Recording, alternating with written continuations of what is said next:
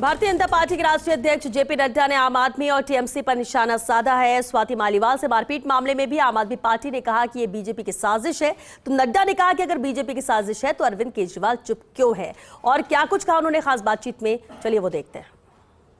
आम आदमी पार्टी ने एक प्रेस कॉन्फ्रेंस किया और उसमें कहा कि जो स्वाति मालीवाल के साथ जो इंसिडेंट हुआ है वो बीजेपी की एक साजिश थी, इट वाज अ कंस्पिरेसी। तो इसके बारे में आप क्या कहेंगे? देखिए, सबसे पहली बात तो ये है कि ये जो आम आदमी पार्टी है, ये आम आदमी के जो नेता हैं, ये झूठ के ही बुनियाद पर बनी पार्टी है और झूठ के ही बुनियाद पर यह पनपी हुई पार्टी है और इसकी क्रेडिबिलिटी ज़ीरो नहीं माइनस में है। अरविंद केजरीवाल की बात लीजिए, आज देश की जनता, दिल्ली की जनता के सामने वो एक्सपोज हो चुके हैं, हर तरीके से एक्सपोज हो चुके हैं। व्यक्तिगत जीवन में मैं राजनीति में नहीं आऊँगा, मैं पार्टी नहीं बनाऊँगा, मैं चुनाव नहीं लड़ूँगा, मैं कांग्रेस से समझौता नहीं करूँगा, मैं भ्रष्टाचार नहीं करूँगा, मैं महिलाओं की रक्षा करूंगा। कौन सी बात उन्होंने फॉलो की? मैं मकान नहीं लूँगा, मैं गाड़ी और कॉन्वॉय लेकर नहीं चलूँगा, ये सारी बातें उन्होंने कही हैं। कौन सी बातों को उन्होंने फॉलो किया? पार्टी बनाई, चुनाव लड़ा, कांग्रेस के साथ कॉम्प्रोमाइज़ किया, आज गलबाइयाँ करके उनके साथ चुनाव लड़ रहे हैं। भ्रष्टाचार किया, भ्रष्टाचार में जेल पे हैं, सुप्रीम कोर्ट के रियायत पर कुछ दिन के लिए बाहर आए हैं। महिला सम्मान के बारे में उनके घर में घटना घटती है और वो मौन रखते हैं, वो चुप रहते हैं। अगर ये बात बीजेपी ने रची है तो तुम माइक इधर से उधर क्यों खिसका रहे थे?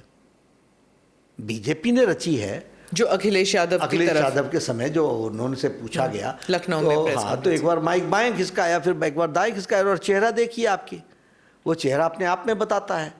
तो और महिलाओं के अपमान के बाद आपकी चुप्पी क्यों है? बीजेपी ने रचा तो आप क्यों चुप हैं? क्यों नहीं आप बोलते हैं? क्या आपको रोक रहा है? आपके कर्म रोक रहे हैं। आपने जो किया है महिलाओं के साथ, जो महिला सम्मान के ऊपर जो आपने जिस तरीके से कुठाराघात किया है और आपके घर में हुआ है। और इस पार्टी का कल्चर क्या है? कभी चीफ सेक्रेटरी घर में पिटता है, कभी महिला पिट रही है। ये कल्चर क्या है?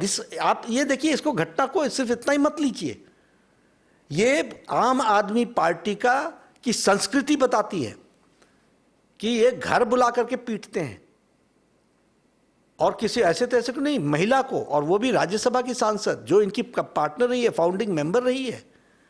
ये इनकी सोच है, इनकी इतनी गिरी हुई सोच है। और चीफ सेक्रेटरी, एक गवर्नमेंट ऑफ इंडिया का चीफ सेक्रेटरी, वो पिट जाता है। तो ये आपका कल्चर बताता है, आपकी संस्कृति बताती है और आप एक्सपोज्ड हैं। और दूध का दूध, पानी का होगा। दिल्ली की जनता इसका जवाब मांगेगी। बट दे आर सेइंग कि स्वाति जी जो हैं वो she failed for a trap. क्या स्वाति जी ने आपसे मदद मांगी, आपकी पार्टी से मदद मांगी थी? हमें हमारे कभी नज़दीक भी नहीं आए, ना हमारी कभी बातचीत है। और हम तो छोड़िए, हमारे पार्टी के भी, ये हमारा तरीका नहीं है। हम तो बड़े स्ट्रेट फॉरवर्ड लोग हैं, जो बात होती है वो होती है। इस तरीके से हम नहीं काम करते हैं और इस तरीके से किसी को गुमराह होने की ज़रूरत नहीं है।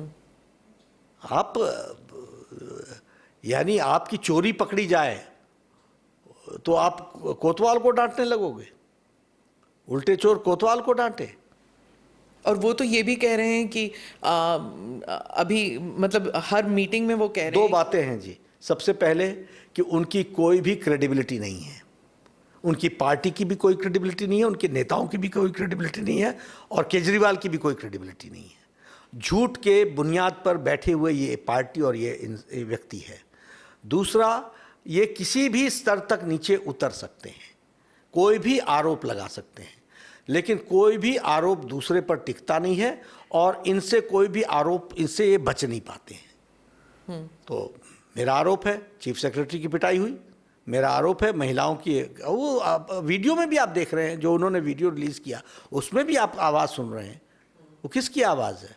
बंगाल में जो हिंसा होती है उसका कोई इलाज नहीं है ना इलाज, बिल्कुल है, लेकिन स्टेट गवर्नमेंट हमको उसमें इम्पॉर्टेंट रोल प्ले करती है, because law and order is a state subject. हम उनको सपोर्ट दे सकते हैं, लेकिन ममता जी का इंटेंशन ही नहीं क्लियर है। इंटेंशन मैं बोलूँ डाउटफुल नहीं है, इंटेंशन विशिएटेड है, डूबियस है। वो नहीं चाहती हैं। आखिर देखिए, ये शाहजहां शेख के केस में आपने इतने दिन चुप्पी रखी, सीबीआई को इंक्वायरी देनी पड़ी, सीबीआई को इंक्वायरी हाईकोर्ट को देनी पड़ी, महिलाएं चिल्ला चिल्ला के बोल रही थी, डेलीगेशंस जा रहे थे, आपके कान में जू तक नहीं रहेंगी। वो तो कह रही है कि वो सारा आपकी तरफ से किया गया अब यही मैं बोलता हूं ना, इसी को बोलता हूं कि डिसऑनेस्ट एडमिनिस्ट्रेटर, डिसऑनेस्ट पॉलिटिशियन।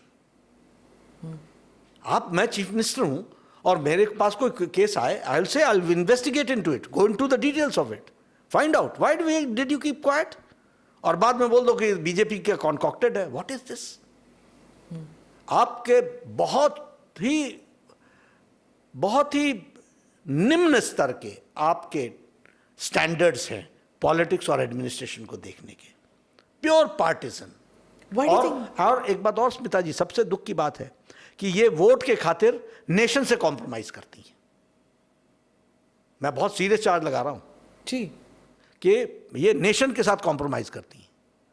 ये जितना ये हमारे जो घुसपैठिए हैं, इन सबको प्रोटेक्शन देना, उनके आइडेंटिटी कार्ड बनाना, उनके राशन कार्ड बनाना, ये काम टीएमसी के वर्कर्स करते हैं और वोटर बनाते हैं।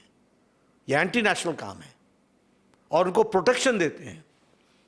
तो for the sake of chair they are ready to compromise with the state, they are ready to compromise with nation. ये देश के साथ कॉम्प्रोमाइज कर रहे हैं।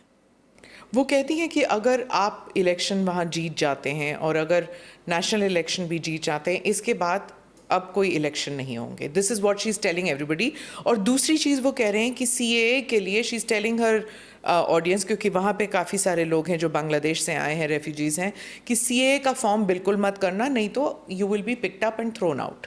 ऐसा है, मैं क्या कह रहा हूँ कि ये अब इनको दिख गया है कि इनके हाथ से बात निकल रही है, तो यह जो इन्होंने जो जिन लोगों को प्रोटेक्शन दिया है उनके मन में डर पैदा करके वोट लेने की कोशिश है।